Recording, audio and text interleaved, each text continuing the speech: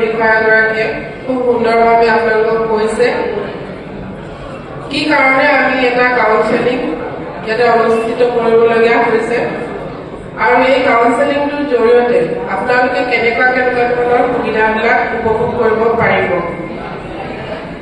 আপোনালোকে পাছৰ ফালে মই মন কৰিছোঁ আপোনালোকে মোবাইল বা কিবা ব্যস্ত হৈ আছে, আপোনালোকে এনেকুৱা এটা প্লেটফৰ্ম খুব সহজতে নাপাব।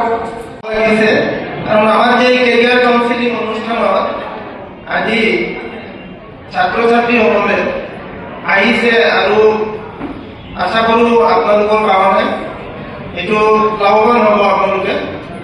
আৰু আমাৰ আজি এই অনুষ্ঠানত যিসকল বিশিষ্ট ব্যক্তি আহিছে আমাৰ ADC madam doctor Mandira Baruah বাইদেউ আৰু আছে ভাইস প্ৰিন্সিপাল বাইদেউ পথিক গোহাঁই।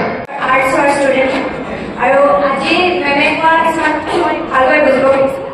তাৰে ভিতৰত মানুহ যদি কনচিষ্টেঞ্চি থাকে, যিকোনো এটা কাম কৰিবলৈ যদি তেওঁ ভালকৈ প্ৰয়াস কৰে আৰু লগতে নিজৰ এইমছবোৰ চেট কৰি লয়, এইটোৱে কৰিলে মই এইটো লাষ্ট 10 ইয়াৰত মই বা আগলৈ মই এইটো কৰিব পাৰিম, তেতিয়া মানুহে নিজৰ একাগ্ৰতাৰে কামবোৰ কৰিবলৈ।